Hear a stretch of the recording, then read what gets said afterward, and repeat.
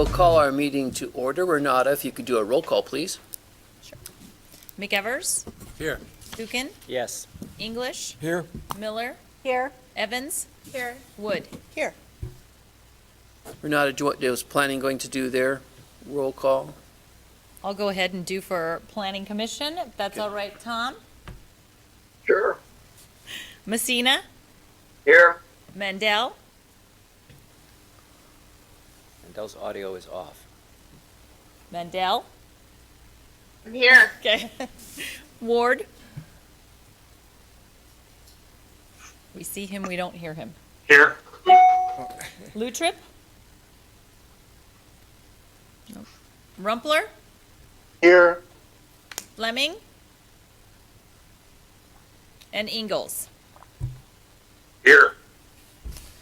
Okay, so today's meeting is a joint workshop with the Coeur d'Alene City Council and the Coeur d'Alene Planning Commission to get an update on our comprehensive plan that's called Envision Coeur d'Alene. I'd like to invite Sean up and we'll start us off. All right, thank you, Mayor. Hello. I'd like to start off by thanking everyone for their attendance today. As the mayor has alluded to, this is a joint meeting.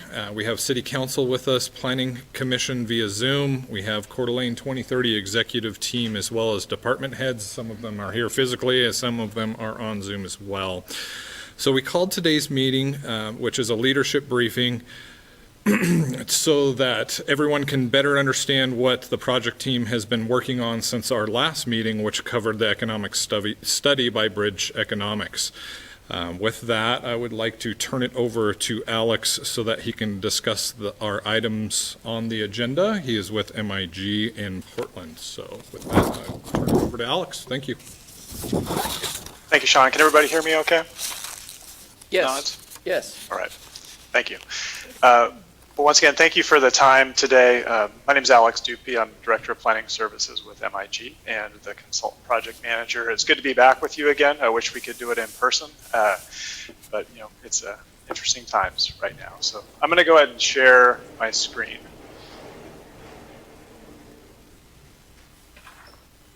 All right. Can everybody see that okay? Yes. Thank you. So what I'd like to do today is just to step through, let's see if it goes, there you go. Just to step through, there you go. Step through some of the initial public engagement results that we had over the summer. We had a lot of public engagement occurring actually during the summer. Even with COVID, we had a bunch of input primarily on both the policy framework that we reviewed with you earlier in the year, as well as some land use concepts and scenarios that we'll be presenting with you today. We also have met with the focus groups for each of the guiding principles, as well as the Community Advisory Committee to discuss both of these elements. We'll talk about land use scenarios. We've completed an initial round of land use scenarios for areas within the area of city impact. We'll provide an update on that. And then we'll talk about some preliminary recommendations that we'd like for you to consider as we step into actually starting to draft the draft Envision Coeur d'Alene document. And then we'll talk about next steps. So a lot to cover, but we have a lot moving forward right now. So it's great to be here. Just to give you a sense of where we're at, you know, we started this project with the community back in September. We've done a number of different outreach activities as well as technical studies. And I just want to step back, starting to remind you where we've been. Many of you have been a part of this process since it began. But when we started back in September, we actually started talking about land use very early on to get both ideas about how Coeur d'Alene could grow over time, specific elements that the community was interested in terms of types of community development, what are specific vision elements and goals that we should consider as a part of this project. And with that in September and then moving into December, actually taking that to the Community Advisory Committee, where we started to take that community input and starts to develop initial concepts for what that might actually look like on the ground. As a part of those meetings as well, we met with the focus groups to start to align specific elements with under each each of the 6 guiding principles that help organize the plan to really get a sense of the goals, the objectives, and even potential actions, even that early in the process, to help us, order and prioritize which specific actions and elements we should be carrying forward. So we started this almost 9 months ago to really start to think about these pieces. Since then, just as a reminder, we went back in January for a public survey. We had about 300 respondents that looked primarily at the vision, principles, goals, and objectives. That incorporated your input from the leadership committee early on about specific vision elements, as well as the high-level principles and goals, how they should be worded, how they should be organized. We came back in March with the focus groups and the CAC to refine those principles, goals, and objectives, but then to start to get into more depth on what specific actions might actually begin to implement those.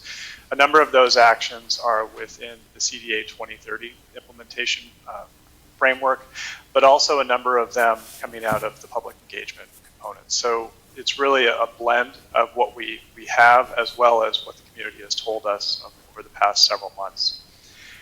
We were anticipating being in person in about April or May for another work session with the community.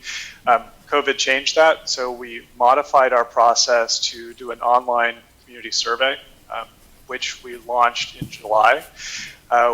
It was a pretty far-ranging online survey looking both at how we prioritize some of those actions that have been identified previously, as well as identify preferences for land use concepts. And we had almost 1,000 respondents to that survey, so it's a great turnout.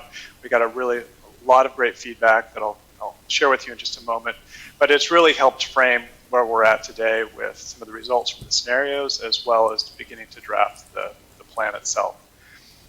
Finally, in August, we were with you just a couple months ago to review the growth scenarios and then look at how we start to refine the specific actions based on that community input from the survey.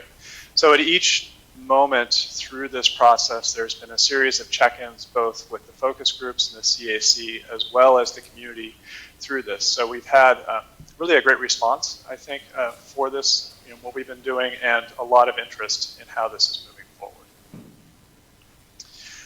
So as we step through these pieces, and we'll come back to these questions at the end of the presentation, but I'd like you to think about 3 primary questions. And we do have potential recommendations moving forward that we'll talk about at the end of this discussion, but I want you to think about 3 things as we step through some of these results. Which of the land use scenarios are a good fit for Coeur d'Alene? It doesn't have to be, when we step through each of them, it doesn't have to be one or the other. It could be a combination. But based on your conversations with your constituents, your participation in many of these meetings, both either online or in person, which are the things that really start to resonate with you as a part of this committee? Are there specific priority areas to focus on, whether that's downtown or Atlas or East Sherman or wherever that may be? Are there areas that you feel the comprehensive plan really needs to focus? And then finally, and we're not going to step through each of the action items because there's literally hundreds of them. What do you think is the most important or critical actions to address in the plan? We have a number of recommendations from the community on what they would like to see in the plan. But as we step through this, what comes to mind for you from what you've heard and how we start to address specific elements? So there's just some kind of food for thought as we step through these pieces. So I'm going to just give you a quick update on, or a summary of the community priorities survey. That was the one that was most recently held in July. It was open for about a month. We had about 1,000 survey responses, and if you took the survey, there were a number of ways you could go. There's a lot of information that was asked for the survey. We didn't require that everybody ask or answer every specific question. We provided flexibility if you wanted to just look at the maps and provide input on land use.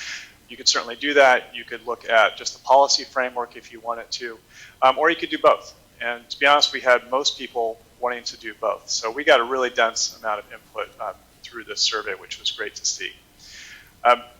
It definitely helped us prioritize actions and refine the language within each of the specific principal elements. It helped us identify some new actions that were not in the plan. It helped us understand specific growth assumptions and what people really feel is going to be happening with Coeur d'Alene, and then helped us identify where they think development should occur. I have a question. Yes. So when you survey 1,000 people, are they all from the city? I will show you that in just a second. So this map shows each survey respondent, each blue dot is a respondent. So, and if you look at the outline here, this is the area of city impact in general. Okay. And so what we found is that, by far the majority of people live within the city of Coeur d'Alene. There are certainly some areas, or respondents outside of the city of Coeur d'Alene, but by far the majority lived right within the city itself. So the other question is, so 1,000 people set all these goals because they took the time to take the survey. Is that correct? So They we hit had the we had priorities. 1,000 people start the survey, and then with certain questions, we don't require each person answer every single question to move forward. For each of the goals, for the goals we had about 700 people step through all of those, and for the land use actions we had about the same. So when I say 1,000 survey respondents, that includes people who started the survey, answered a few questions, provided input on what they wanted to provide, and then left the survey. And then we have others who completed all questions within the survey.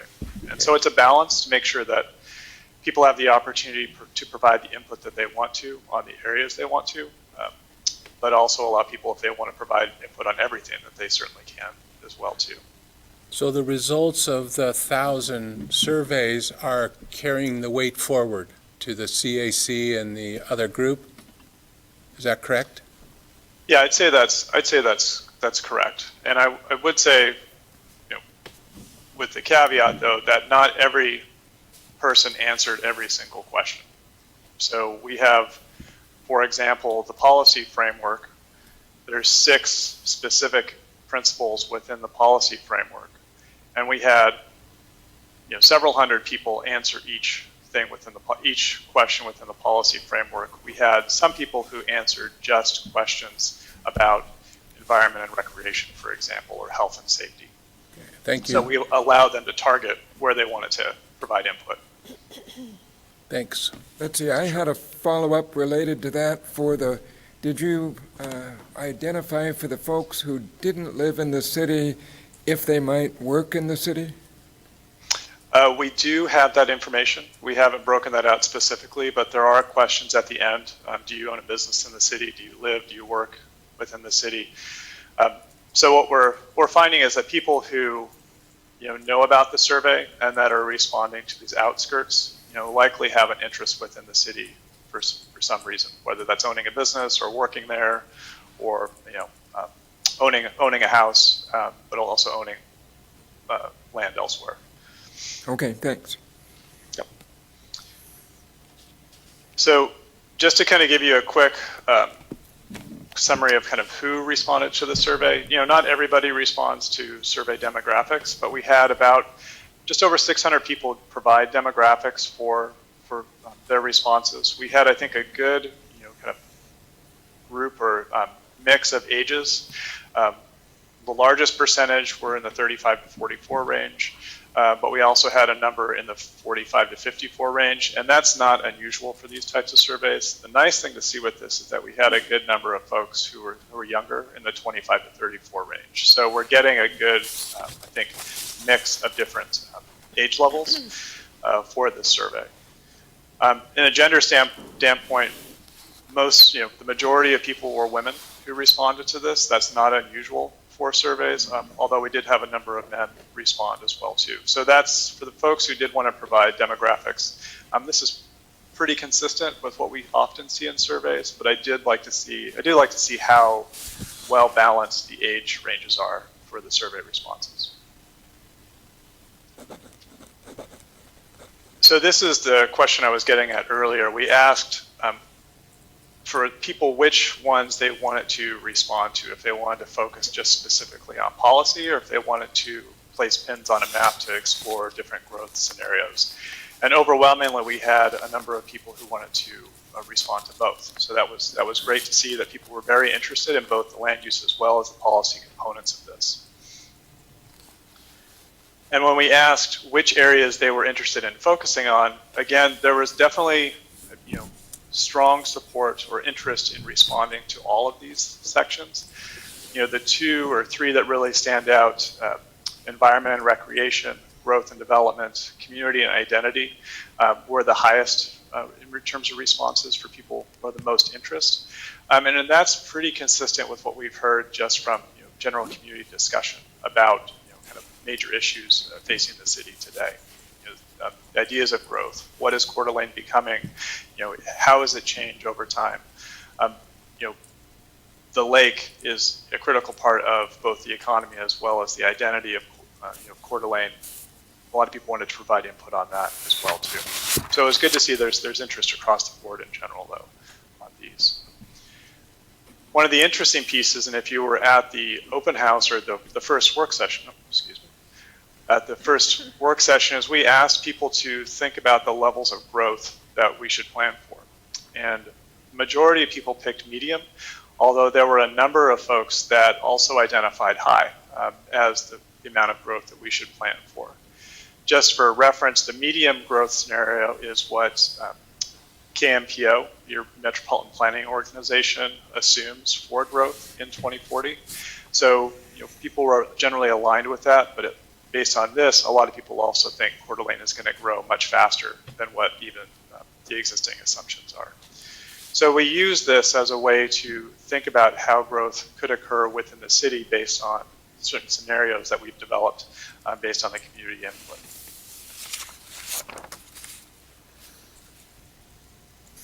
So in addition to the policy framework, we asked about the growth concepts, and I can talk about these in just a moment for how these came to be.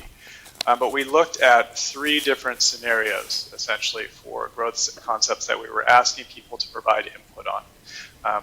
There's a compact growth concept, a districts concept, and a corridors concept. And these 3 concepts really came out of the public engagement process early on as ways to start to think about from at a high level or how people want to see Coeur d'Alene grow. We've heard overwhelmingly people want to be in walkable neighborhoods. They want to be safe places to be. They want to be close to jobs and employment and services, but they also want variety. And so when we looked at how to develop these concepts, we took those into account as we started to develop these essential rings of where development could occur. And overwhelmingly, people selected districts and compact for scenarios that they wanted to explore in greater detail. I think primarily because those align with what we had heard through the community input since the beginning of the project. So it's again, this continued support for, a walkable, kind of engaging, kind of central core within Coeur d'Alene. So if you took the survey, this will look familiar to you. We had just over 700 people placed pins across the 3 concepts. And what we did is we asked for each of these kind of major growth areas, where would you place different types of growth? Where would you place employment or mixed use or industrial? And so what we found is that when we look at these heat maps in terms of kind of levels of growth and where people were placing this, it was really within those kind of central areas, as well as kind of areas that you would expect to see more growth, like East Sherman, Midtown, or kind of the Atlas locations. Places that people have, there's a lot of energy around in seeing different growth, but really staying away from the single-family residential areas. So when the community is telling us where growth should occur, it's really along these kind of core nodes or along major highways, major roadways. And just to show here, this is the responses where most people were placing. By far, mixed use came up as the highest, but also a number of people placed employment and retail as well for the types of jobs they would want to see. When we asked about housing, we looked at, in a similar way, we asked people to place pins where they'd want to see growth occur, and then the type of growth, in this case, certain types of residential units. What what are specific things they'd want to see, and how would that start to align with the employment lands that you just saw in the previous slide. And this one is, I think aligned with what we saw for employment. Mixed use is very high, but urban neighborhood, which provides a little bit more scale in terms of potential residential areas, that came up high. But really, with all of these, there was a really strong mix of providing different types of housing units throughout the area. Even compact neighborhood, which could be, row homes, small townhomes, kind of low density multifamily, all of those things came up strongly. And again, in a very similar location as what we saw with the employment. So people are focusing really on these same areas for where we would focus growth, both on the jobs and the residential side. So with that, for people who are part of the Community Advisory Committee, we took this information, and I'm just showing a screenshot of this map that we use as a part of that discussion with the CAC, is to look at, one, the community input that was provided as part of the process this summer. But these red lines here are really those kind of core focus areas where we had the greatest number of responses in terms of residential or employment lands. And so we started to ask questions of the CAC, what do they think about some of the results of this, and how might this inform the scenarios that we move forward, and eventually, what does a land use map look like for these specific areas? So it gets to that question I had earlier: are there specific areas that you think would be important to consider as we move forward? So this was just a map when we dropped comments during the conversation. That's what these little pins are for, to document the conversation. But these were really the areas that kind of came to the forefront when we started talking about growth and how we start to apply that within Coeur d'Alene.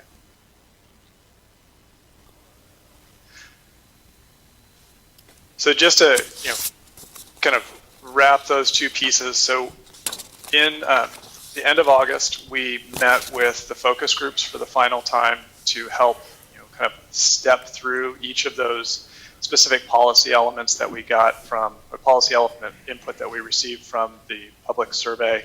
And then we refined actions and objectives as needed through that process. So that input from the community has been directly informed by the focus group input that we had to develop that policy framework. So I think it feels like it's becoming much more solid and has a solid grounding based on community review. The Community Advisory Committee looked at primarily the land use scenarios and the growth that the community talked about through the survey. And that last slide that I showed, where we were looking at specific focus areas, that provided specific input in how we might move forward in terms of what a future land use map might look like within the Envision Coeur d'Alene document. So the focus groups have wrapped their work for this project. The Community Advisory Committee, we imagine, has one more meeting to come and start to look at the draft plan that we're developing now. But I think we're really at this point now where we're starting to make decisions on how we move this plan forward, and which is why we're asking you these questions today. I have a comment real quick before we move Yes. on. So when you did the survey with, I think 704 people rated these areas of what was most important, and environment and all the good stuff came up, I was somewhat surprised because I think we as a council usually focus on the health and safety, health being corridor, having the services for our citizens, and the safety side, police and fire, ambulances and all that, and yet those two were the lowest. So it's interesting, our perspective of how we see what's important, and 704 people see other things that are important. Woody, they Just probably put a lower little priority. light went on. You probably put a lower priority on that because we do a good job. Right. Right. Well, and I think, Right. and let's go back to that slide real quick. So one thing with this is, there wasn't really one that health and safety is lower, but it's not like it's not a lot lower. So when we think about kind of priority, how I would look at this is that they are all important, because you still have almost 250 people saying that health and safety is important, and the others you have maybe 3 to 350 saying those are important. So I think how I would interpret this is that, yeah, maybe people are not placing as much emphasis on health and safety, but many people still are. So it's still, kind of a critical element for this project. But also, maybe you are doing a good job, and so they see that as less of kind of a critical issue to, kind of like bring to the front. But yeah, it's like if we saw this down in the 50s, or any of these down in the 50s, or even 100, I think that might be a different kind of read. But I think people are saying all of these are strong. Okay, thank you.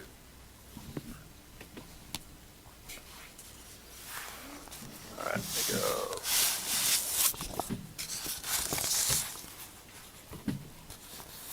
Okay. Any other questions before I move forward? All right. So let's just talk about the growth scenarios briefly. And there is a lot of background data in this. I'm going to give you a quick kind of summary of how these came to be. These concepts were started to be developed, way back in September as a part of the initial kickoff. And so as we developed, took pictures of what the Build a Better Coeur d'Alene game looked like, where people were placing growth and connections and different types of elements. All of those 20 or so groups that did that over the course of that September through essentially December, those pieces became what you're seeing here on the left side. So really kind of initial planning concepts that started to align the themes that we found or that we heard from those specific groups. And so this is where we started to thinking about compact, district, corridor, because that's where that alignment started to come from on those kind of three core concepts. These initial maps, though, really needed to start getting translated into how that would really look on the ground in terms of future developability, existing land uses, zoning, all of those types of things that would inform actually how these growth concepts would occur. So what we looked at going from the translation from what was developed with the kickoff and the CAC, we use a scenario planning software that allows us to incorporate a number of different elements to start to see actually what growth could be accommodated within a certain area based on land use assumptions. And so we took a number of different approaches with this. We looked at vacant lands, ownership, potentially redevelopable lands that have maybe a higher land value and a lower improvement value. So areas that might potentially redevelop. And so we started to apply essentially general place types, which are generalized land use categories that could start to align with, or that start to align with both the zoning, but also that potential development possibilities. And so I want to stress with this is that when we looked at this, we really kind of avoided any changes to existing single-family land uses. So we looked at if there were vacant parcels within a single-family, single-family zoning, we would fill that in with another single-family home. But we didn't really try to change or alter in any significant way existing land uses within single-family neighborhoods. We kept those the same. We know that they're very stable. There's not a lot of vacancy in there anyways. And so we essentially left those alone except to fill in where there was maybe a vacant parcel, we put in another house. We also looked at where your existing development densities are occurring. And so we looked at both employment as well as number of dwelling units. And you can see in the heat maps, the one on the top is your dwelling units per acre. And so that red number is a higher density compared to other areas. So you can start to see, where there's areas that have actually more rooftops, essentially. We did the same thing with employment as well, too. And so this is a slightly different color code where the purple is higher. And you're seeing those kind of major kind of focus areas in downtown, along East Sherman, along and even into Midtown. Those are areas that have high employment densities. So we use these as a way to kind of fact check where, when we start to apply place types, what that really means with existing development densities right now, whether it's housing or employment. So we used that, we took the scenarios that we had developed, and then we started to adjust them. And then we looked at both zoning as well as those redevelopable parcels. And so that is something we looked at. One is it vacant? Who owns it? How large is it? What's the improvement value on it? For example, if you have a really large lot in a commercial area, but it has a 50-year-old, kind of questionable barn that, the assessor's data said isn't worth as much money. If that land value is actually higher than what the improvement value is, we start to look at that, whether or not that was potentially redevelopable. And so we found a number of parcels, usually along corridors, that might start to pop out for that. But then we also looked at, from an ownership standpoint, is it federally owned, for example? Should we include that? And if it's not really developable because it's federally owned, or it's public property, public property like a park, those areas would actually be removed from this redevelopment scenario. And so when you start to look at it, it's really just a few parcels. It's not a large number of parcels that are either vacant or redevelopable. Excuse me. All right, so let's talk about scenarios. So just to bring this back, the KMPO 2040 population assumption is about 85,000 people. And so when you look at the scenarios just in terms of population that it can accommodate, the base scenario, which is really your existing zoning, doesn't get you there. You have about, and this is within city limits, so I want to clarify, we did this both within city limits to see if you could meet that without expanding into your ACI. We also did it within your ACI as well too, which I'll show you in just a moment. But the baseline scenario does not accommodate the number of people expected to move to this area. And the corridor concept is either as well, primarily because it focuses more on commercial types of land uses. But if you look at the compact in the district, you actually can accommodate the population within those specific either vacant or redevelopable areas if you start to think about land use a little bit differently. And when we think about what the community is saying in terms of walkability, mixed use, more eclectic commercial spaces, those things start to come out when we look at these district and compact land uses. So the district element is much more of a mixed use type of development pattern. The compact is more of a combination of mixed use and multifamily, primarily just for those redevelopment areas. And when we look at housing type, that's borne out both within the compact and the district, where the compact district can accommodate approximately 51,000 dwelling units. A number of those would be multifamily, with a smaller percentage going to mixed use. The district is a little bit higher in terms of mixed use and less so on the pure multifamily. But if you look at the jobs, compact and district are very similar. And the reason why is that the district elements focus more on mixed use to create that space. So it's more mixing of uses, whereas compact is more commercial or employment or multifamily. So we essentially get about the same amount of jobs by sector within two of those districts, but with different land use types. So that's within city limits. So just as a summarize that, compact and district, you can accommodate your population within the existing city limits under those scenarios. The baseline and corridor, you cannot. Alex, Woody had a question. Alex, sorry Yes. to interrupt you. No, not at all. Do you have a mouse that you can show us what you're talking about? I'm kind of losing you, jumping back and forth, and the colors are kind of weird on my eyes. And I'm old. Can you do that? Do you have a mouse that you can show us what you're talking about and relate it? Yeah, so I think, well, stepping back through to population. So this is essentially one bar for the amount of population that could be accommodated based on the land use scenario. And so this is essentially just one bar, but when you get to this one, which Woody, I think this one might be more problematic.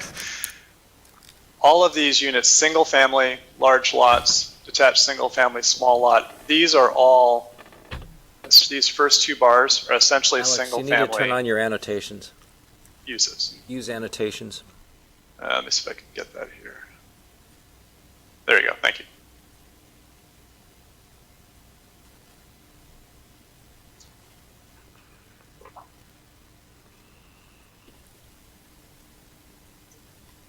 Let's try that.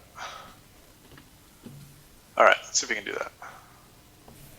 It's not working. I'm gonna just draw that. Let's see if we can draw. All right.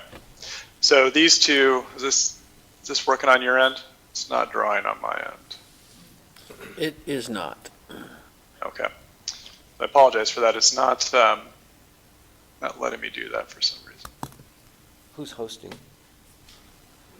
Well, give him permission to annotate.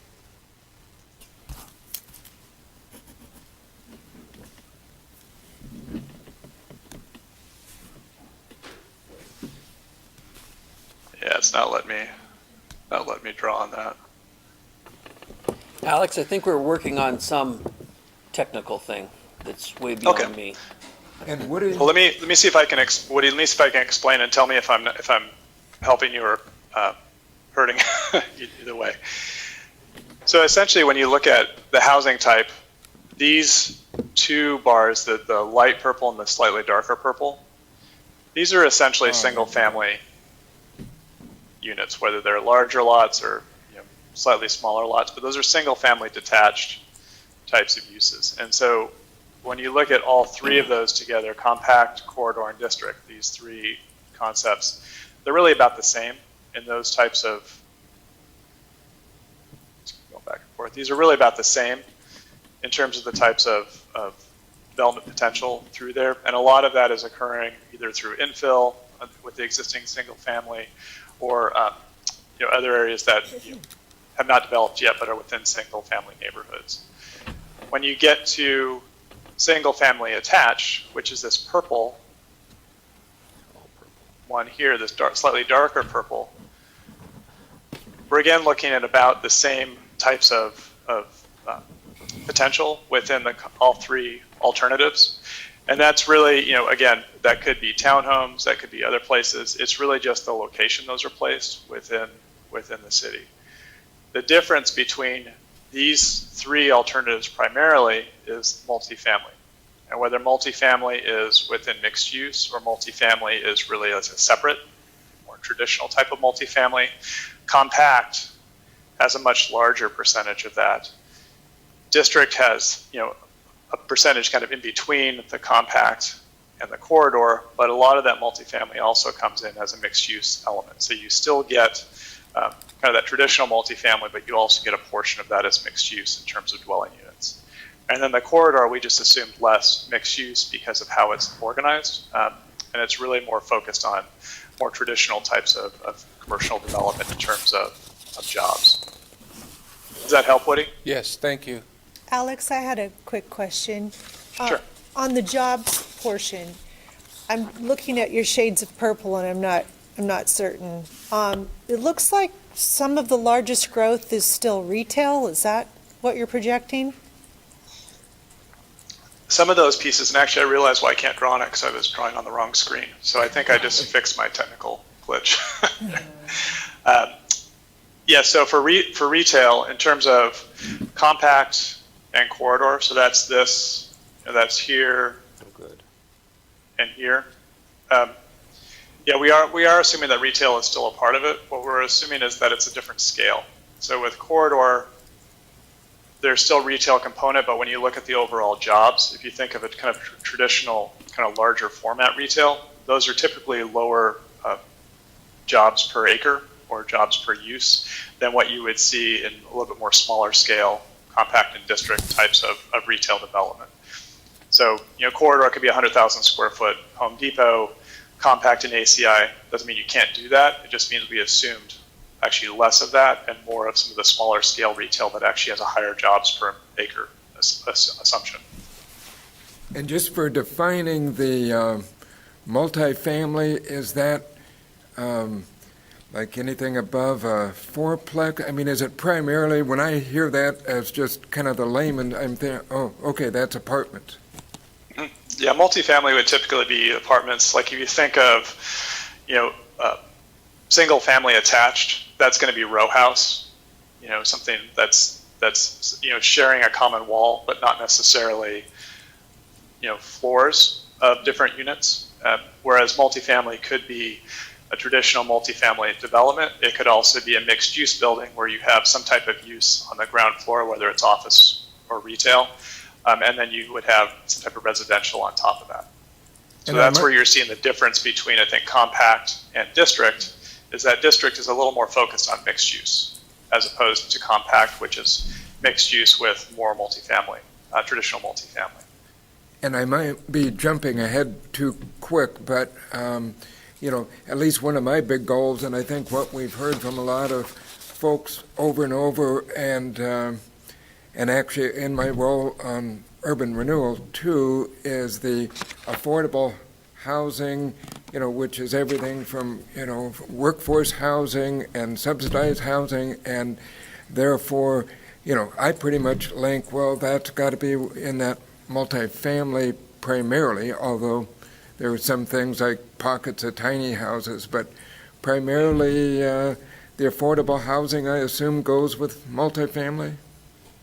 Well, I think it depends. So there's, certainly multifamily. I guess to step back, one thing we've heard from the community pretty strongly is that there needs to be more types of housing options within the city.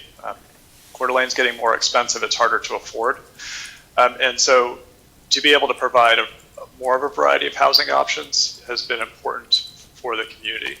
In terms of affordability, apartments, depending on how they're designed, could certainly be affordable, although mixed-use development can also be affordable depending on how it's designed and it's structured.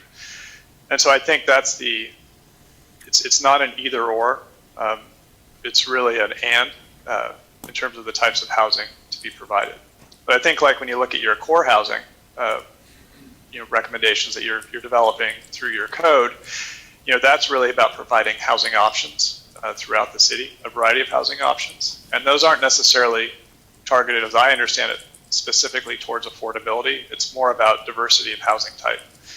And that's where we start to kind of get with the compact in the district, is providing more housing type in addition to your single family. Okay, thanks.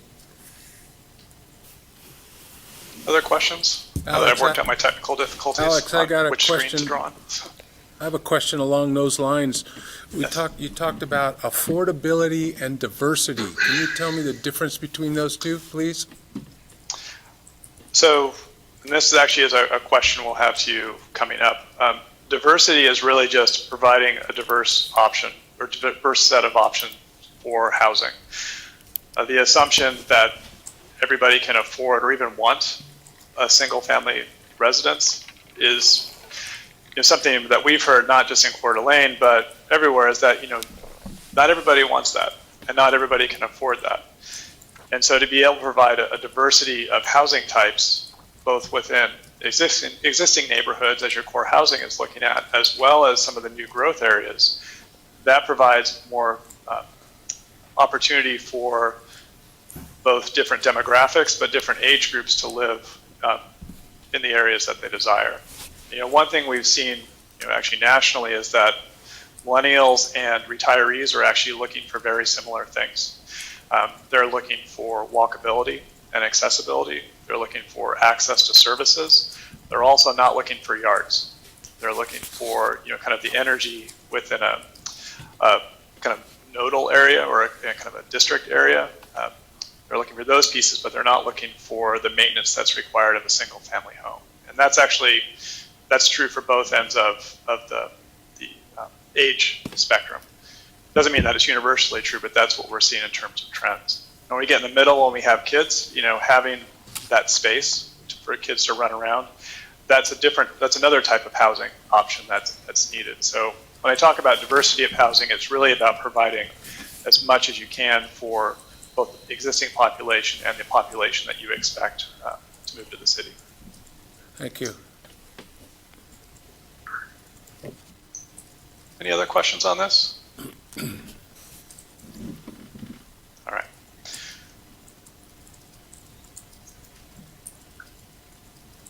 So let's talk, see if I can erase those lines.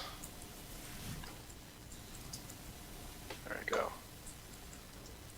Actually step back here. jumped ahead a little bit here on the slides as I was trying to figure stuff out. All right, so one thing we did too, and I just wanted to show you, the first set of scenarios was just within your city limits.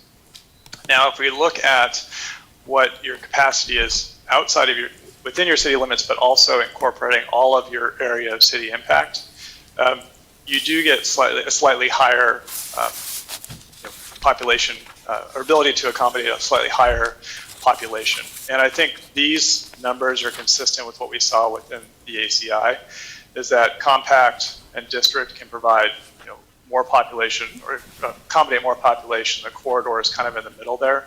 Your base scenario doesn't really change that much, primarily because your zoning outside the ACI is not necessarily going to support a lot of growth. And a lot of it is either forested, steep slopes, has a number of constraints on it. So we're not seeing a lot of differences within the base scenario. But for the other two, if you start to add land, it kind of makes sense that you have more capacity within the ACI. And the same is true for these other metrics, both housing types and jobs by sector. They're really kind of very consistent with what you see kind of within city limits. Certainly you can provide some more additional capacity, but unless there's major changes to land use outside of the city limits, but within the ACI, really the kind of brunt of growth is going to occur within your city limits because your land use allows that type of growth to occur. But I just wanted to show this to you, just to show you that we did evaluate both as a part of this alternative, or this part of the project. So in terms of questions, I want to bring these questions back to you. So when we first started this presentation, we asked, which land use scenarios kind of resonate with you? And again, it doesn't have to be a combination, or it doesn't have to be a single one. I'm actually, as a kind of a project management team, we were looking at how the district and the compact scenarios start to align with what we're seeing from the public standpoint, as well as where your potential development possibilities are within the city limits. And then are there priority areas to focus on? What we heard pretty clearly were some very specific areas to focus on, and those are areas that you're already doing work on, whether it's East Sherman or Midtown or Atlas or the health corridor. Those are a number of places that you've already been focusing on that I think the community, that resonate with the community. And then from a kind of highest priority, most critical actions, we actually want to do a little bit more work on this, and a recommendation for this is to actually take the actions that have been developed and start to look at who are potentially lead and supporting partners for those specific actions, to really be able to apply some grounding for how these things might actually come to be. And then also to prioritize them in terms of time. So which ones have really started to rise up? Are there ones that you're already doing versus ones that might take more time to either develop a partnership with, funding, or other pieces that move the project or the action forward. So I just want to stop there and talk briefly about this. One, if there's any questions, we can certainly go back, but also talk about these three questions we had for you. Alex, I have a question.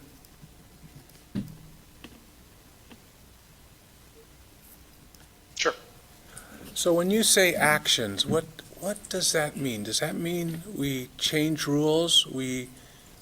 Does it mean that we're going to tell people that have a zoning that we're going to change it so that these goals can be accomplished? Or is it something else? The actions are pretty broad-reaching. When we look back at those 6 principles, whether it's health and safety or education, other components, there are certainly actions in there that may have land use consequences, but many of the actions are really about actually implementing those other principles. And so that's one piece. Like an action, for example, is to implement your core housing requirements. And so that's something you're already working on, but that we felt it was important as an action to put in there. And so a lead partner would be the city, for example, to be able to do that. And so that's an example of actions. But I want to say there's 150 of them that could run the gamut from health and safety to education to jobs and economy. Another example, like jobs and economy, would be to, develop better partnerships between your education community and, the workforce and employers there to provide ongoing training. That's not necessarily a land use action, but it is something that your economic development partner and your partners would be able to accommodate or to be able to take up. And that's really the next step, is identifying who these specific partners might be moving forward and the timing for those. Oh, man, so actions are consequences, right? And or requirements at some point. Not necessarily. I think the actions are an intention to develop a plan, develop a process. They're not. I wouldn't call them consequences at all. I think they're really implementation measures that you would see in any type of plan. Like a parks plan, for example, could be to improve your maintenance on certain facilities. That's an implementation measure. These actions are similar to that in that they help and actually implement the objectives that came through either the public process, your existing comprehensive plan, or the CDA 2030 implementation plan. So this would be part of the comp plan. It fits in there. Yeah, and one way that we're thinking about organizing this is that within the Envision Coeur d'Alene document itself is having a section that has your principles, goals, and objectives within the comprehensive plan that allows you to, kind of track that and make sure that that's, development projects and others are aligning with related goals and objectives similar to what you have today. And then having another piece that has those specific actions as an appendix that aligns those specific partners. And so this is really a blend of what your existing comprehensive plan is and what CDA 2030 group does in terms of kind of moving things forward and creating those specific elements. And it is also a state requirement that you have an implementation plan. So this is really kind of a blending of both comprehensive planning as well as the CDA 2030 goals and charter. Oh boy, I keep going around in circles. Let me just ask once more. So I'm picturing this all done with these intentions and alignments and requirements and no consequences and actions. So I'm a developer, I have a piece of dirt, and I want to do one of these cool things. So I'm going to look at the comp plan, and it's going to kind of give me all these scenarios that I can work with. Is that correct? And then it goes to planning, and they go, well, yeah, this works and this works, but we have to tweak this or that. Kind of down in the dirt now. Does that follow that line? Okay. Yeah, I do. And so the scenarios, so ultimately, and one reason why we're looking for direction from you on kind of moving a scenario or a combination of scenarios forward is that the goal of the comprehensive plan is to be able to provide direction on land use and development. That's the city aspect of that. Currently, you don't have a land use map within your comprehensive plan. And so when we look at how land use might be applied, when we go back to the place types conversation, those are those generalized land use categories that actually incorporate your existing zoning. So the goal of it is to provide more clarity for the city and staff, as well as developers and landowners, to be able to understand what's permitted, what are the certain processes to move forward. So that's the specific, I think, city element in relation to land use. In terms of other pieces, some of this won't apply to a development. If we look at, things around health and safety for, training or other things, that's not necessarily a land development issue, but it is a city issue. And so those are the types of things that some of those actions might apply to. Okay, so my final thing. So what we work off now in the comp plan is, you say it's not specific. So somebody can buy a piece of dirt and come to the city and ask for a zone change to do a particular development. The idea behind this is to not have to do it that way? Is that kind of the long-term goal? Well, you can always apply for a zone change, and even with comprehensive plans that have land use elements, there's still there's still ways to apply, request zone and comprehensive plan changes. What this does is it starts to be able to provide more generalized direction in the overall growth of the city. Okay. So if you look at where there's a zone change, for example, and you don't have a comprehensive plan land use category there, you're kind of at the, it's a little bit more challenging because, what is the overall guidance for creating that new zone? With the land use map within your comprehensive plan, it allows you to set those goals through generalized land use categories that helps provide some direction for that discussion. Okay. It doesn't mean a zone change can't happen. It just means that it helps you kind of align overall, a land use vision for the city. Okay, thanks.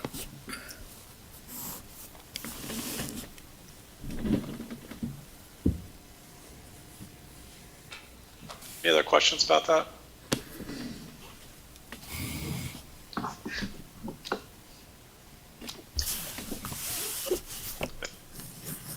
And I think, one thing with these, this is definitely something we've been talking about a lot through this project is, this is part comprehensive plan, part implementation for CDA 2030. And so it is a blended document.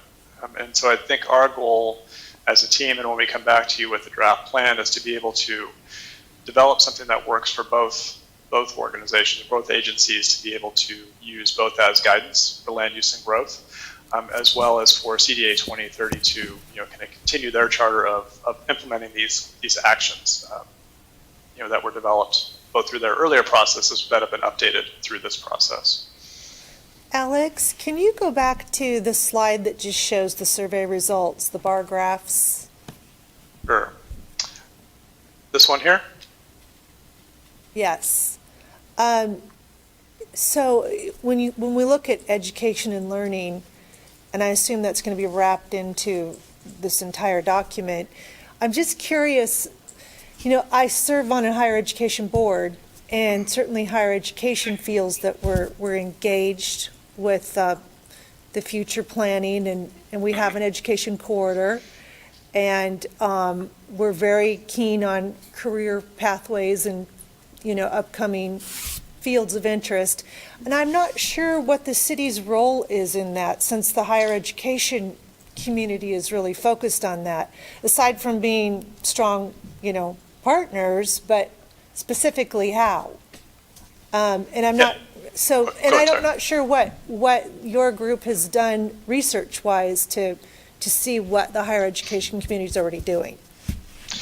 No, that's a great question, and that I think is actually, we could ask this for all of these principles, in some fashion. In terms of the overall principles, so what we looked at are, we would step back. We had a focus group with a number of both school district as well as higher education representatives to talk about what this process means in terms of what they're doing or what they would like to do.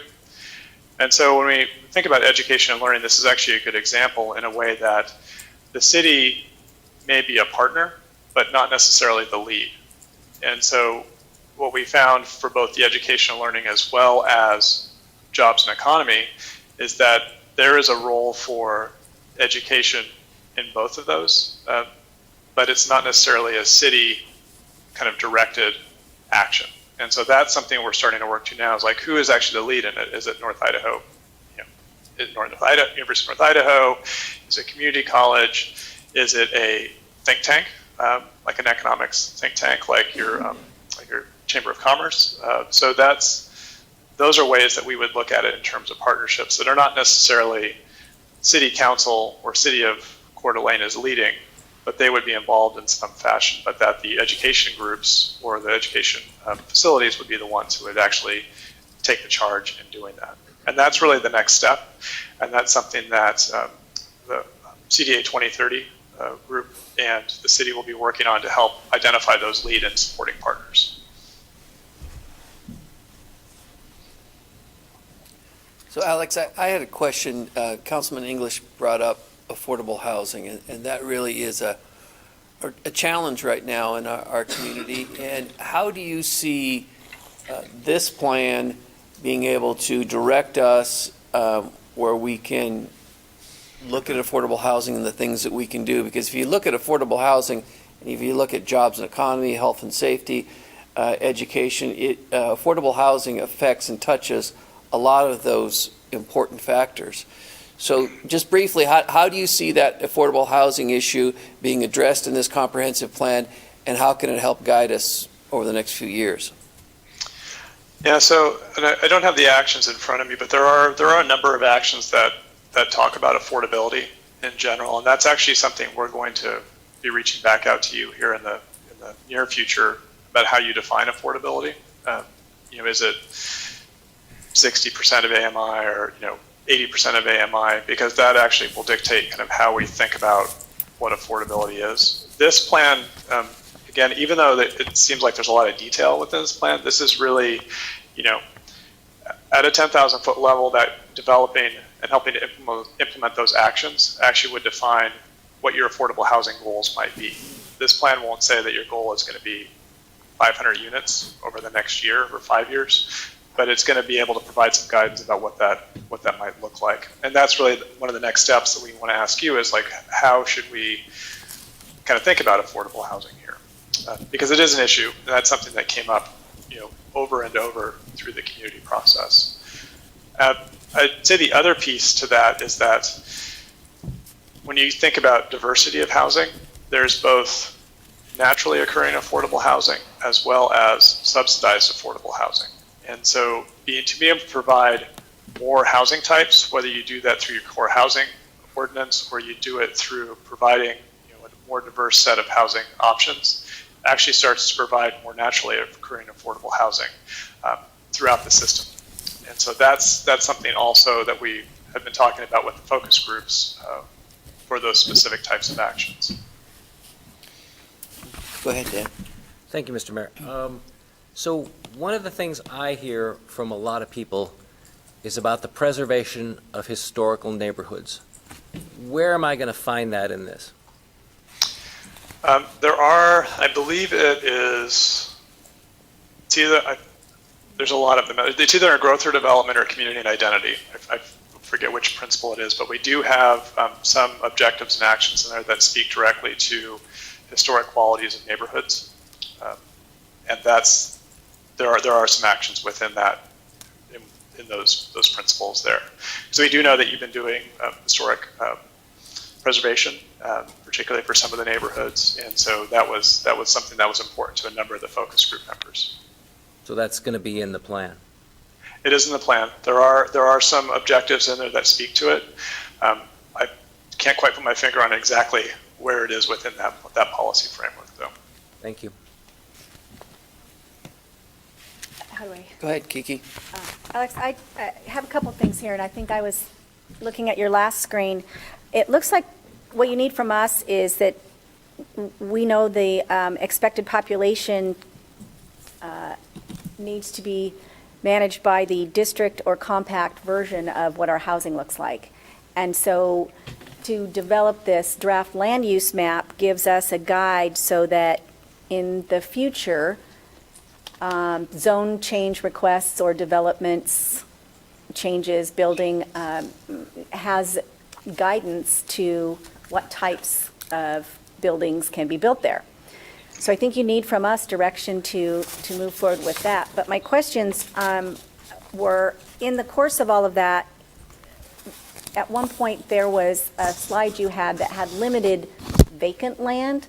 So this overlay map would address that. Would it also address the ability to change city properties or current zoning on properties for rebuilding? And is that all included in what the land use map for this plan works? Yeah, so the land use map, I think probably the best way to kind of capture that is it looks like your zoning map, but with fewer colors.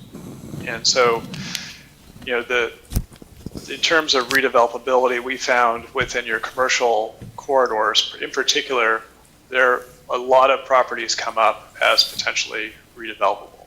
And so the question is, should those develop over time as purely commercial uses? Should they be more mixed use that provides more the kind of district style of development that people are looking at?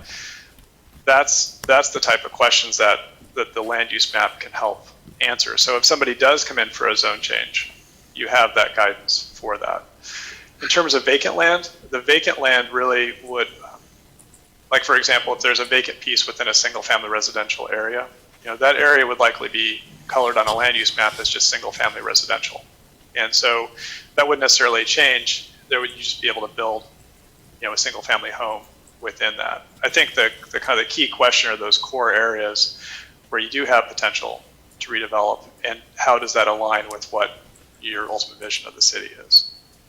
And then, thank you. My other question was, in some of the meetings and some of the questions I have looked at, does this plan, I mean, the land use map can change the zones, and I get that. So you may have the ability to increase density or change it to mixed use or whatever.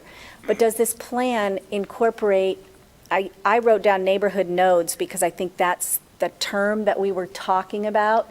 And how does that play into the land use map? And my motivation for that question is that with these neighborhoods becoming more and more dense and no commercial entities in these neighborhoods, the traffic gets pushed out onto the arterials, and that's where we get the real pushback on growth and the management of it. So how is that addressed to put in neighborhood nodes so there's some sort of commercial for this higher density? So the first thing I would look at is what type of place type you want to assume. Like if there are specific nodes, general commercial is often a high traffic generator. And so would you on the land use map want to assume that that's mixed use, as a node? There are other ways to do it too. Like for example, the city of Boise does, they actually put circles on maps where they want to emphasize where those nodes would be. And so they actually do it both ways. So they apply a kind of mixed use place type, general land use category, and then on top of that they put a circle that they want more of a district or nodal type of development there. And I think for you it's open to how far you want to take that, but that's certainly I think how we were thinking about it in terms of that land use map. But that land use map could incorporate some overlay with this is a potential neighborhood node site to address those issues, right? Yes, definitely.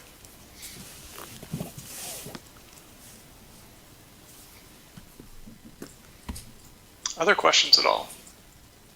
Well, Alex, in your experience, what's the most successful city planning? Is it the mixed use, or is it clearly identified areas of this is commercial, this is single family home, this is multifamily, or is it better to have it all mixed together? What's the best successful plan? I think that's a weighted question. I think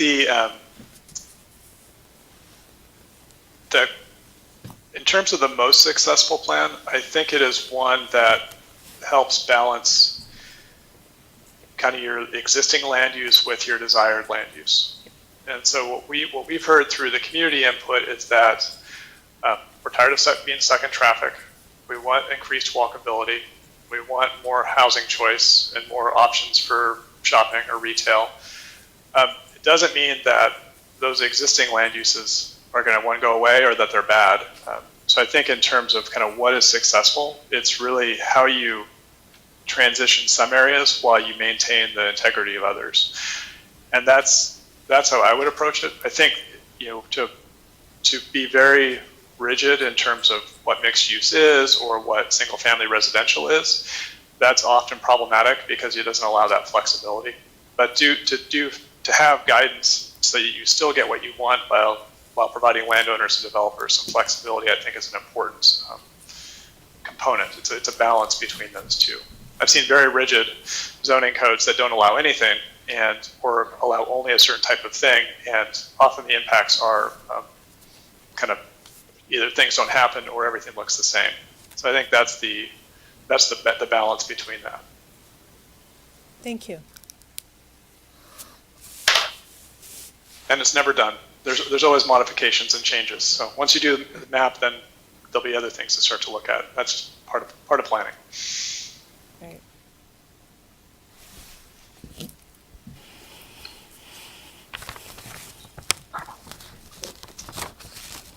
So if there's other questions, let me just talk to you about next steps briefly. So we're starting to get to this a little bit. As a part of the scenarios, we are completing traffic analysis. We've been coordinating with KMPO to use their model to start to develop what some of the potential traffic ramifications could be of these scenarios.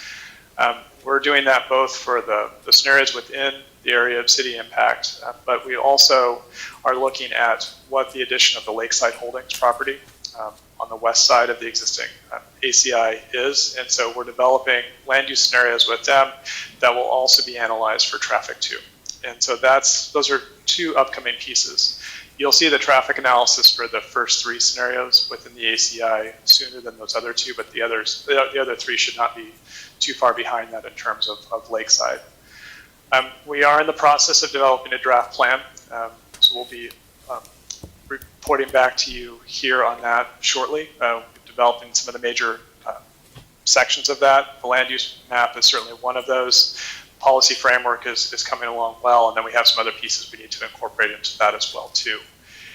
And then the other piece, and this was getting to a comment I had earlier about reaching back out to you, there was within the survey a number of questions about equity and inclusion and how we are going to incorporate that into the plan.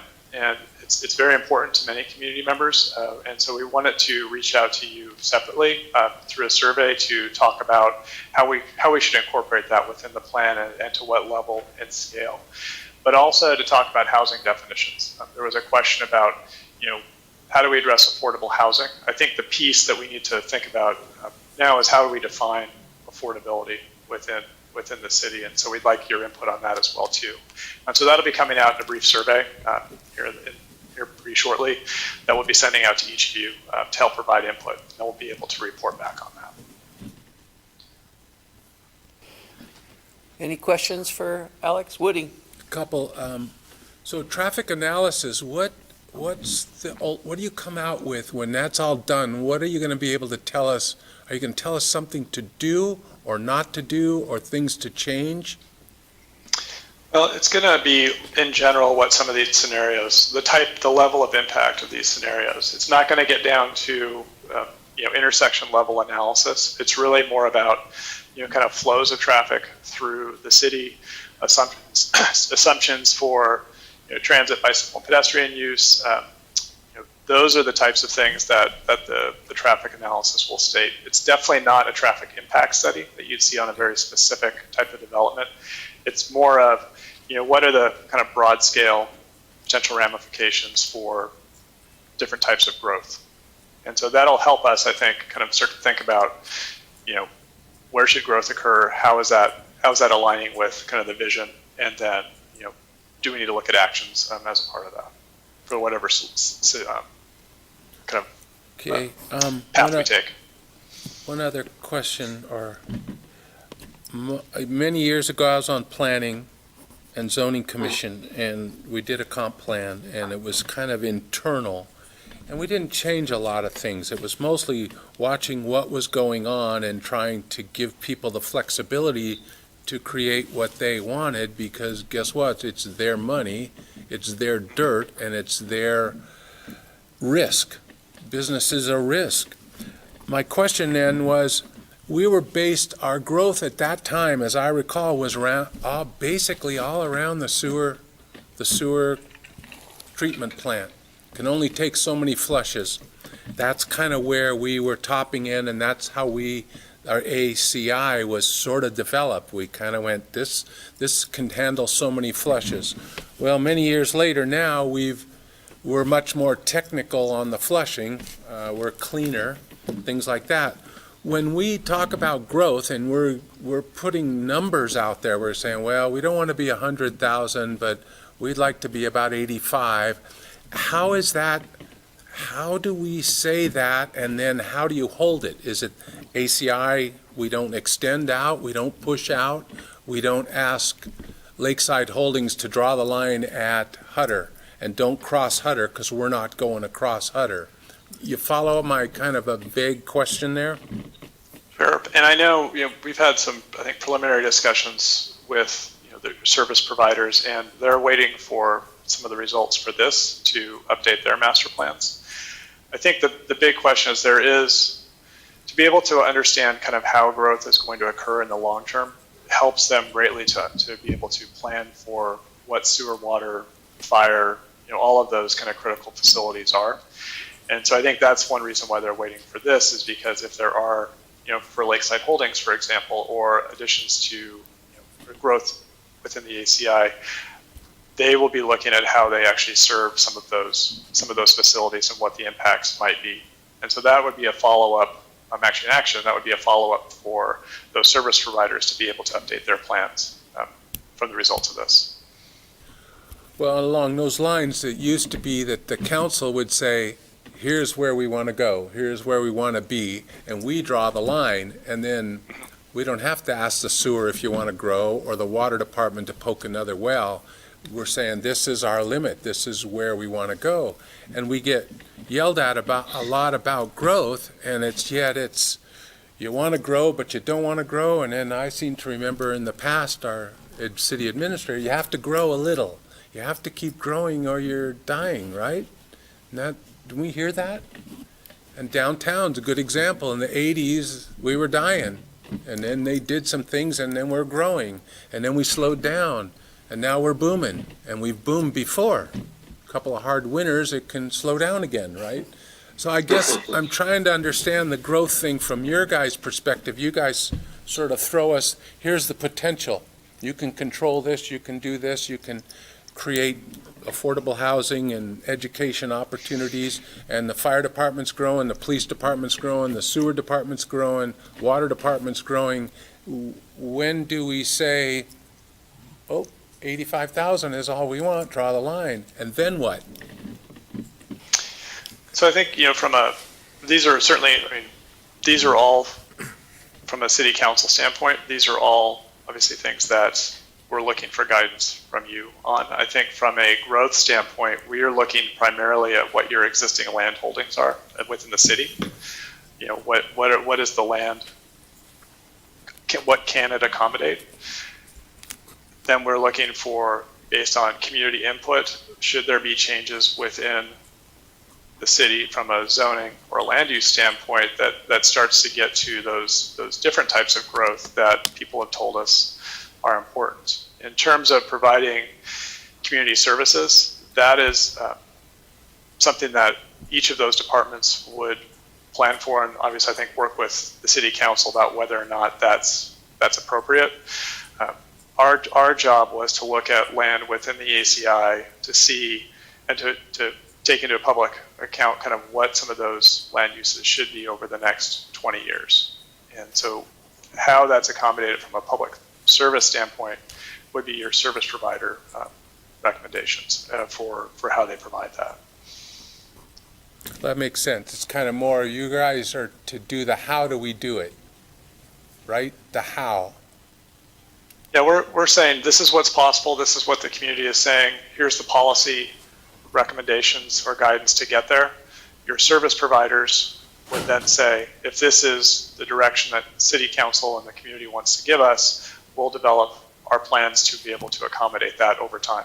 Now, this isn't a one-year process. This is, over a course of 20 years as a long-range document. Right. But certainly that's why we're looking for guidance on, how to move forward from a land use standpoint, because it will have impact on service providers over time and how they start to think about their systems. Thanks. Mr. Mayor, Go ahead, Christie. Alex is looking for guidance, but we as a council haven't really sat and thought, what kind of guidance do we want to give? It's kind of hard to. Yeah, we're not prepared to No. give any guidance. I think that and Alex, I think that what Christie's saying is that we don't have enough information, but what you're doing right now is developing a plan, and this plan is going to come back again.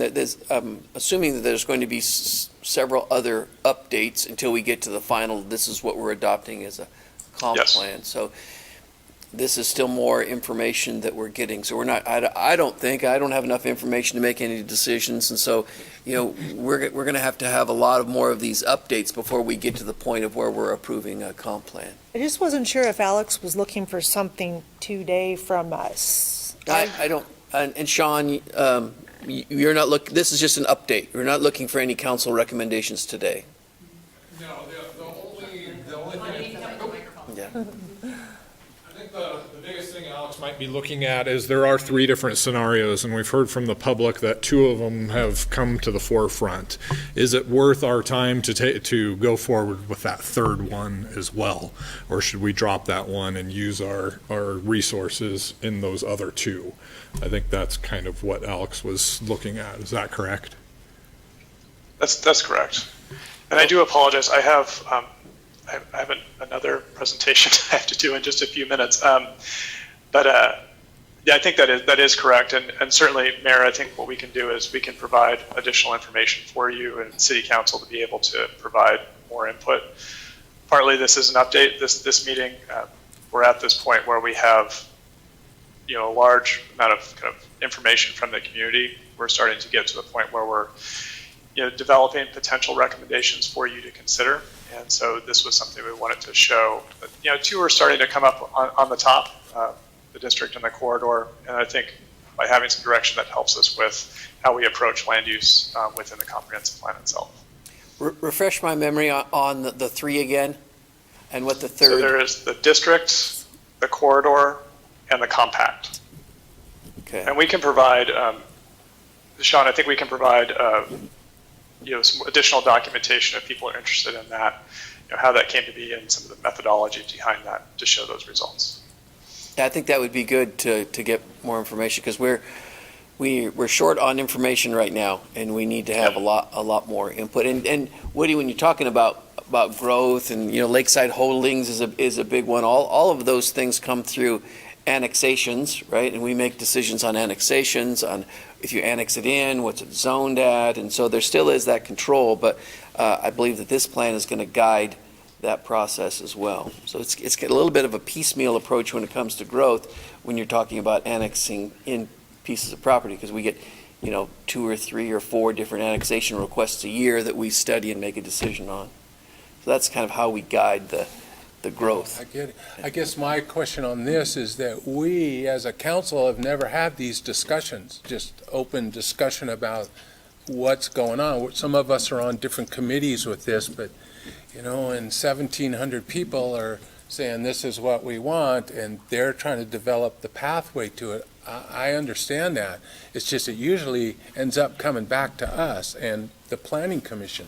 So, having discussion with them once in a while about the big picture of this as we step forward, so we're all on the same page. And you're right, we need the information, but the charts are sometimes hard to read, for me anyway. The colors are all the same with different shades. But again, it goes back to, is this what we want? And it sounds like we're going through this process because we have to. It's mandated, and I get it. And I do apologize. I have to drop off, but I think what we could do, Sean, I see you at the dais. Maybe we could have additional discussion about this with you to kind of start to move some of these pieces forward, if that is useful, and provide some additional information about kind of how these things came to be, and then that question of growth. How do we accommodate it over time? I think it's definitely an important one, not just for the community, but also for City Council to come to be, because it is a big part of the Envision Coeur d'Alene document. Yeah. Alex, we'll let you go. You look a little anxious to get to your next meeting, so we'll let you go and we'll talk about it a little more. Yep. I apologize. It's Idaho APA. I'm talking about commercial corridors next. So. All right. Thank you. I do appreciate your time, and Sean, you and I can work on schedule for providing some additional documentation, and if we need to meet in person or virtually, we can certainly do that. Okay. Thank you, Alex. Thank you. Appreciate it, everybody. Thank you. Thank you. So, Sean, I'm thinking that, first of all, where do we go from here? What are the next steps? The public engagement, those kind of things, maybe give us an update on that. And then we need to figure out, how do we get council the information as we go along? Right, and so Alex alluded to some of that. We are taking a look at those additional items such as the transportation elements and items like that. So staff will be working in the background with KMPO, and in the meantime, we can disseminate a lot of this information out. I think something that went unsaid that I'd like to bring up real quick is that a comprehensive plan is not an ordinance. And so what we don't want to get wrapped around the axle with is that these action items are somehow an ordinance and that they drive those decisions. Those land use decisions that come forward to you guys are changes to the actual zoning map and the allowances for somebody to apply for a specific use. The comprehensive plan is not going to do that. It'll give you guidance to make the decisions to either allow or deny those things to happen, but the comp plan in and of itself is not an ordinance. And so we will work towards, we will continue to work in the background on these underlying elements of the comprehensive plan and disseminate that information. It sounds like there was not enough given out about what these corridors are. We're kind of getting to that point where we haven't necessarily started the draft of the comprehensive plan yet, which we intend to do shortly, but for everybody's sake, all Coeur d'Alene 2030 council as well as planning commission need to understand what these different scenarios mean. And so, that came to light today. So we're sorry that information wasn't provided in advance. But now we know that that's missing, and so we will provide that. The next steps are creating that draft plan to get out to council to take a look at and review and see where your guys' concept or where your guys' ideas align, where there may be issues with some of the policy document stuff as well as the land use side of things. And so that's where we're at right now. Sean, I'm wondering if we could, I'll be right back to you, Christine. I wonder if we couldn't get, before we get to this draft plan, I would hate for you to go through a draft plan, it come back to council, and council say, this is so far off base, this isn't even close. So I'd like to get council to get their questions in, and there's a lot of questions. And for maybe before any draft plan is done, maybe we have another workshop where we talk about that, because I hate to have a lot of effort be put into a draft plan when council gets it and just shakes their head. I agree. Yeah. Okay. That's my exact question. Thank you, Mr. Mayor. I was hoping maybe just council could meet in a Yes. workshop. So Yes. that's exactly, thank you. So does that work for council to get to Hillary and to Sean questions on this whole process, right? And there isn't a great rush to get it done. I mean, it doesn't have to be done by December 31st. I mean, I think the goal was to have it done by sometime in the first quarter of 2021. Kiki, go ahead. I just wondered if there was even a jumping off point. Is there an outline available that says, here's how the comp plan will look before it gets to a draft form, so that we can even say, I mean, people are expecting us to take a hard look at growth. And so we have the ability to say, okay, we can see in an outline where affordable housing is going to be addressed in community and identity, or it's going to be addressed in these particular chapters and sections. Is there anything that's even simpler before a draft?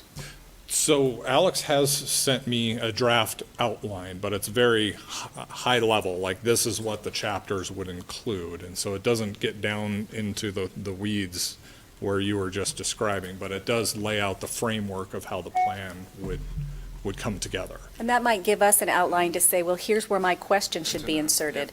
And then Okay. that way you might get a better, help me, Hillary, I'm already drafting and writing a book, Well, I'm but just talking about the policy document would be something very easy to share with you. And it was, so the survey, if you participated in that, had goals, objectives, and action items. So I think whatever has been compiled from the survey results and the feedback from the focus groups and the CAC would be great to share with you as well. Because then you can really see where's historic preservation in neighborhoods, where's affordable housing, like all those hot topics. I think that document will be really helpful for you to take a look at. We didn't want to give it to you before this because we didn't want everyone getting in the weeds on action item 1.1.2. We don't like the verbiage. We just wanted to be able to share that with you after today's update. But I think that would help, and then the outline Sean was talking about, and then we can feed you information as we get the KMPO results on the land use scenarios too, so you can say, okay, well, If the corridor one has a lot of traffic impacts, it's different than the district one, maybe you would want to look at the district one, or maybe a combination, so. I think So then that'll help. would the next step be that you can summarize everything that has been done to date? I prefer to get less of an information dump than some just critical points. Outline, yeah. The broad Outline. outline is what. I think- Council can review that, then come back again with questions so we can prepare for this next workshop. Yep. Yeah, but I'm open to however, because everyone likes to get their information in different ways.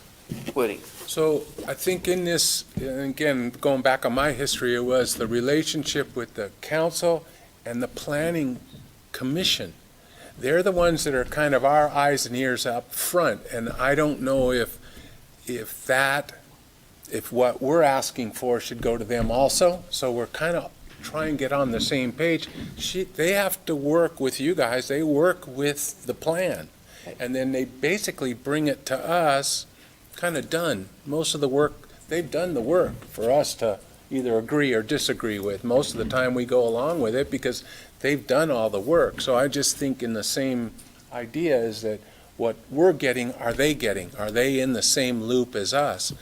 And some of the wordage is just endless, and sometimes just sitting and looking at a map and you guys having control of it and showing us what this means, what this does, why it looks like this. Those maps, I mean, if we were going to look at a map, that isn't the way I would look at a map, right?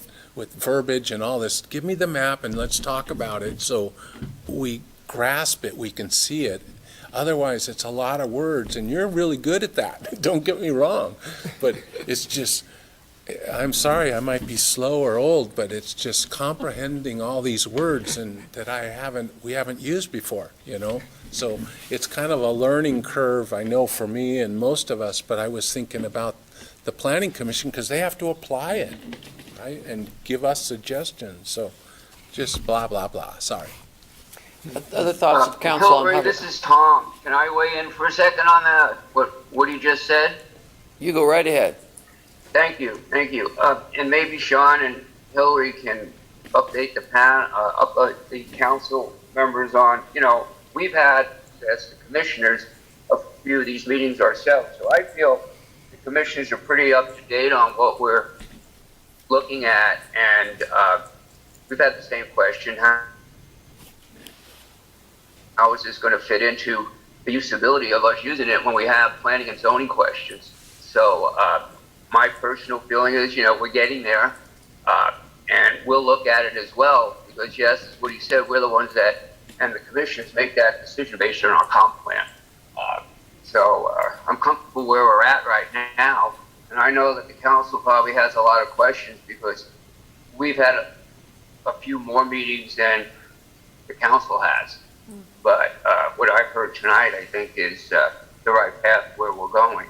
And also, if we can, maybe Sean or Hillary, you can tell the council a little bit about the in-bill housing committee that we've had meetings on, because that's the zoning ordinance change that'll be created. That will also be touched in our comp plan. And so the council's kind of updated on that as well. And, so they're not all of a sudden saying, well, what have we done here? And make sure that this all works together. But as I said, I'm comfortable where we're at. It's been a long process, and staff and everybody involved has done a great job.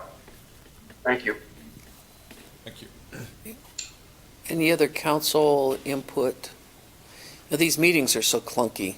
That's part of the deal. It would be great that we could look at the planning commissioners in the face and be in that meeting. I'm wondering too, maybe we could find a bigger spot. Maybe Christy, you could arrange something at the college where at our next meeting that we do have the planning commission, and it would sure be nice to have Alex here in person. I think that's part of the reason why the council's kind of sitting here grimacing a little bit that we don't have as much info, is because over the last 6-7 months, it's just been tough to meet together. But maybe that would be a goal, is if things don't go crazy, maybe in the November time frame, somewhere around there, that we could get that another workshop going. Could be early December. I don't know That'd be exactly helpful. what the timeline is, but it would sure be nice to get into a room. This room isn't big enough to get everyone in, but maybe one of the rooms down at the college would be Yeah, sure, I'll help with big, that. big enough for that. So- Great.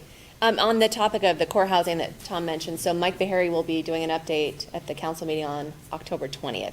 So kind of giving a check-in, progress report on the core housing, which is our infill and missing middle housing code. And so just make sure council's aware of where we're going and make sure you're comfortable with the direction of that. Okay. Any other questions of council for I Hillary just or have a Sean? quick comment. I just want you guys to realize that it's not things that you aren't doing that leaves us kind of feeling the way we feel. It's just a lot of information, and like I said, it's new language. You guys are killing it. I mean, I know that you're working hard on this, and it's going to be awesome. It's just, you have to convert it into our language, kind of, and it's a struggle sometimes, maybe just me. Oh, and probably Dan.